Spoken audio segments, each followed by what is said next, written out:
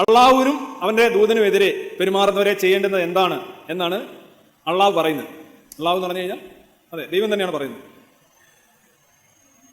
They should be murdered, അവരെ കൊന്നുകളയണം. എല്ലാ സെറ്റപ്പും അവിടെ ഉള്ള ആള് പറയാണ്, ഇവിടെ മനുഷ്യരോട് പറയാണ്, എന്റെ സൃഷ്ടികളായിട്ടുള്ള മറ്റു മനുഷ്യരെ നിങ്ങൾ അങ്ങ് കൊന്നുകളഞ്ഞു. കൊല്ലാൻ പറയുന്ന ആരാണ്? അതും അള്ളാഹു സൃഷ്ടിച്ച ആൾക്കാരാണ്.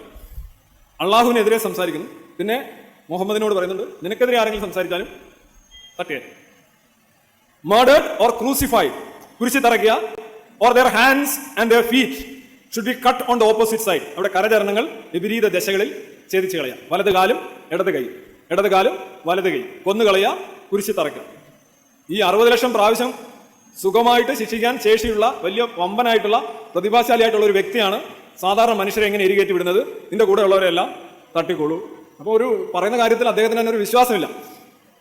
അല്ല, നിങ്ങൾക്ക് കറക്റ്റ് ചെയ്യാൻ പറ്റുമല്ലോ. അല്ലെങ്കിൽ പറയുന്നത് നിങ്ങളൊന്നും ചെയ്യേണ്ട, വിട്ടുതരാം, ഞാൻ അവിടെ വരുമ്പോൾ ശരിയാക്കി എടുത്തോളാം എന്ന് പറയും. അല്ലേ, ഞാനത് അവിടെ വെച്ച് അമ്മരെ എടുത്തോളാം, ഇവക്കെ അമ്മരൊക്കെ എൻ്റെ അടുത്ത് വരും.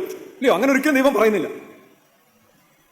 ഈ ഭീഷണിയെല്ലാം പുറപ്പെടുവിക്കുന്നെങ്കിലും ഒരു ദൈവവും ഒരു ലിറ്ററേച്ചറും പറയുന്നില്ല നിങ്ങൾ ഒന്നും ചെയ്യേണ്ട, നിങ്ങൾ ഇവനൊക്കെ എന്താ, ഇവനൊക്കെ എൻ്റെ അടുത്ത് വരും, ഞാൻ നോക്കിക്കോളാം ഇവൻ്റെയൊക്കെ കാര്യം, അവനൊക്കെ കൊടുക്കാനുള്ളത് കണക്ക് കൂട്ടി ഞാൻ കൊടുത്തോളാം എന്ന് പറയാനുള്ള തൻ്റെ ഏതെങ്കിലും ഒരു ദൈവത്തിനുണ്ടോ?